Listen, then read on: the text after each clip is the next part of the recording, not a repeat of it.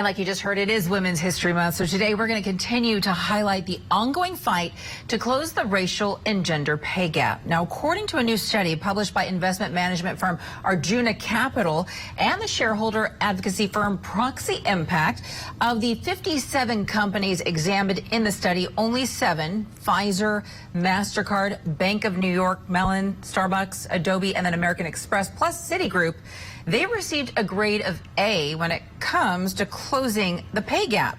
But more than 24 companies did receive an F. Here with us now is Natasha Lamb. She's the managing partner at Arjuna Capital. She's going to give us a little bit more insight into this study and what it all means. Natasha, thank you so much for joining us. I'm so happy to be here. Yeah, thank you. I mean, obviously today is a big day. The other day it was Equal Pay Day for women, and now it is Women's History Month. So explain to us exactly how the study works, what it all means, and how the companies are graded. I mean, break down the metrics for us. Sure, absolutely. So this is the 5th year that we've published the Racial and Gender Pay Scorecard for Equal Pay Day, which is basically the day that marks how long into 2022 women have to work to catch up to what men earned in 2021. We spearheaded this campaign in 2015 as investors, pressing our portfolio companies to disclose and close pay gaps across race and gender. And each year we publish this scorecard to measure really how companies are stacking up on the issue beyond simple platitudes of solidarity. This is critical work because Black workers earn 64% of what white workers earn on the median in the United States, and women earn 83% of what men earn. And we're looking at, metrics that really do go beyond those platitudes. We're looking at both pay gaps on an adjusted and an unadjusted basis. So statistically adjusted pay gaps show what women and people of color earn versus their direct peers.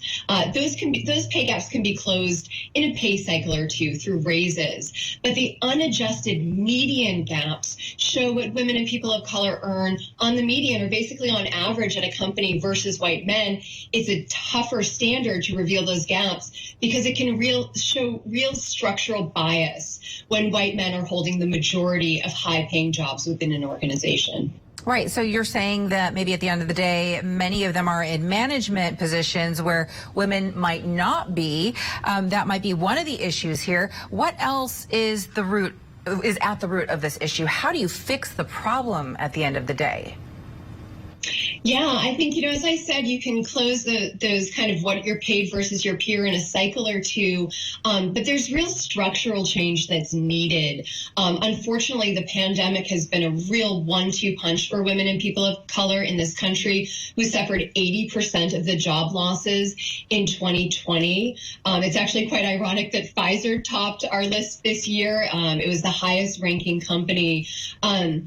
And of the failing companies, we've seen companies, that in the past where we had seen progress that we worked with as investors, Google and Meta, formerly Facebook. Meta fell 2 full letter grades from a C to an F for failing to publish quantitative data during the pandemic. So you're seeing both people stepping out of the workforce, which contributes to these pay gaps on a go-forward basis. And you're also seeing a lack of commitment from companies in publishing this data.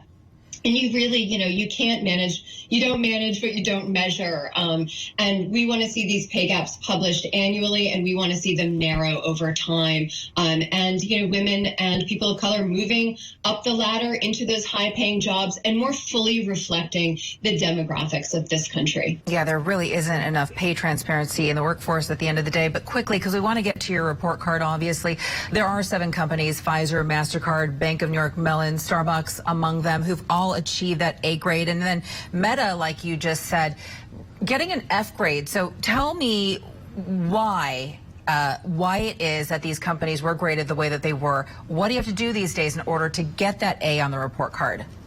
Yeah, so you really need to have an honest accounting of your pay gaps. And it's being transparent measuring, pay gaps between direct peers, publishing them, narrowing them, closing them so that folks are paid dollar for dollar.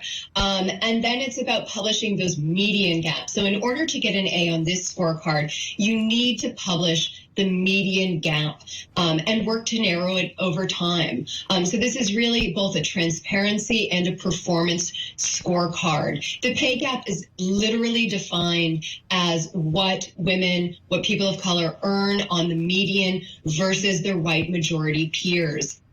Those are unflattering numbers, and it really does show that there are these gaps within corporate America, which frankly aren't to the company's benefit, because what we know from the research and the studies is that more diverse companies actually perform better. They have higher return on equity, better performance, and that's what we're looking for as investors. So we want companies to have an honest accounting of their pay gaps.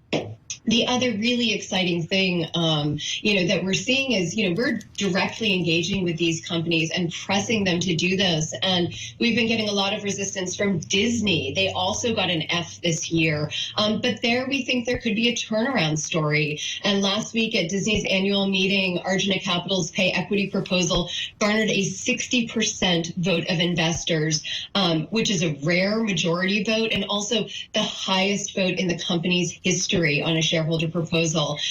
They've been struggling with allegations of pay inequity. Investors want them to address it head on.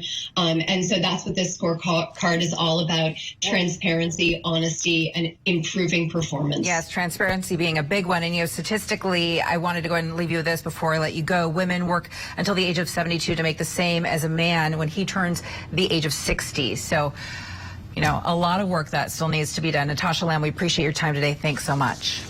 Thank you.